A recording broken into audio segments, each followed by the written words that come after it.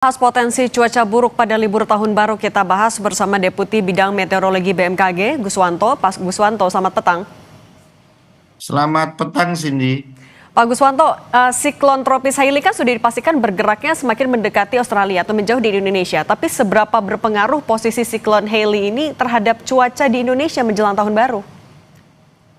Baik, Cindy. Jadi berdasarkan pantauan BMKG, siklon tropis Hailey ini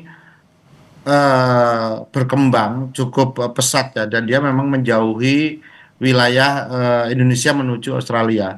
Jadi dampak yang tidak langsung dimunculkan itu adalah hujan dengan intensitas sedang hingga lebat, yaitu di Nusa Tenggara Timur. Kemudian angin kencang juga ada, masih terembas itu di Nusa Tenggara Barat dan Nusa Tenggara Timur. Sedangkan gelombang laut juga masih dia itu 1,25 sampai 2,5 meter itu terjadi di perairan selatan Yogyakarta hingga Jawa Timur, perairan selatan Pulau Bali hingga Pulau Timur, Samudra Hindia Selatan di Yogyakarta hingga NTT. Kemudian kita juga melihat ada Selat Bali, Lombok, Selat Alas bagian selatan dan Laut Sawu ya.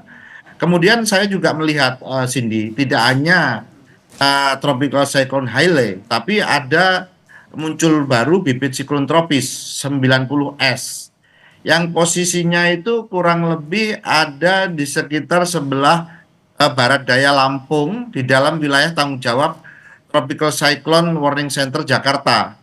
Jadi ini masuk wilayah area of responsibility daripada Jakarta Tropical Cyclone Warning Center.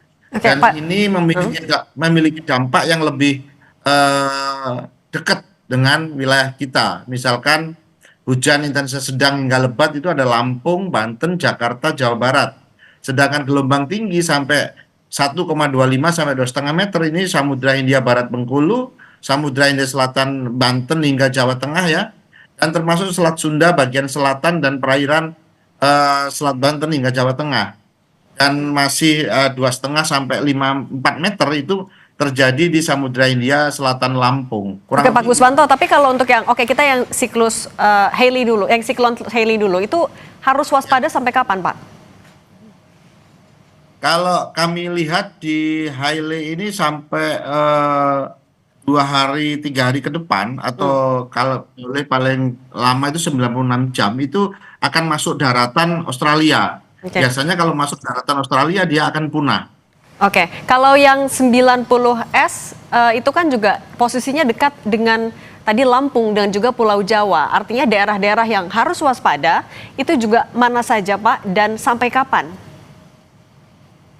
Baik, kalau kita lihat untuk daerah yang terpengaruh bibit siklon tropis 90S, 90S ini kita identifikasi kemarin tanggal 29 Desember jam 13 ya. Dan sekarang berada posisinya di sebelah barat daya Lampung di dalam wilayah tanggung jawab Tropical Cyclone Jakarta ya. Ini di posisi di laut di Samudra Hindia. Dan ini kalau kita lihat sampai kapan dampaknya tadi sudah saya sebutkan, yaitu intensitas sedang hingga lebat yang angin kencang itu ada di Lampung, Banten, DKI Jakarta dan Jawa Barat. Sedangkan gelombang tinggi 1,25 sampai 2,5 itu terjadi di Samudra Hindia Barat, Lampung, Bengkulu, kemudian juga kita Selat Sunda bagian selatan, perairan selatan Banten hingga Jawa Tengah. Dan kami melihat juga gelombang yang lebih tinggi ya, 2,5 sampai 4 meter itu ada Samudra Hindia Selatan Lampung, tapi agak lebih barat daya lagi dari posisinya.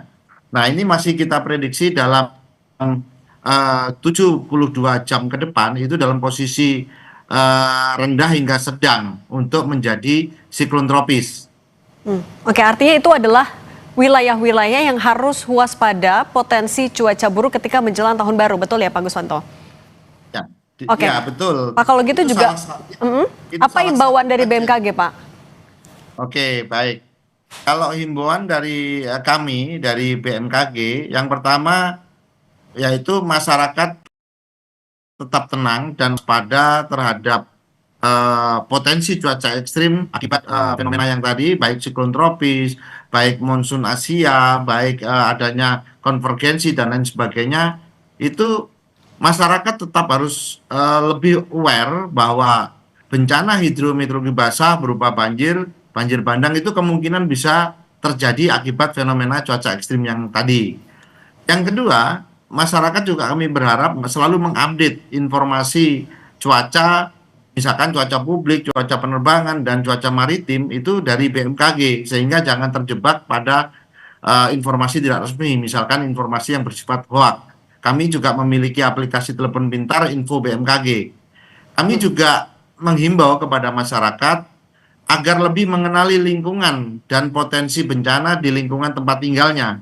Karena salah satu upaya mitigasi yang sesungguhnya itu adalah dengan memahami cuaca dan lingkungan tempat kita tinggal, sehingga dapat mengurangi dampak daripada timbulkan akibat bencana hidrometeorologi basah. Dan yang terakhir adalah kami berharap masyarakat meningkatkan koordinasinya dengan swasta maupun pemerintah terhadap bagaimana kita untuk menghadapi puncak musim hujan yang kemungkinan dapat menimbulkan bencana hidrometeorologi basah ini. Jadi tingkat kecepatan koordinasi, tingkat daripada awareness itu kita tingkatkan. Ya. Oke, berarti tadi di wilayah Lampung, sebagian wilayah barat Pulau Jawa, Selat Bali, dan Nusa Tenggara itu yang juga masih harus waspada menjelang tahun baru. Terima kasih Pak Guswanto sudah berbagi bersama kami. Sehat selalu Pak.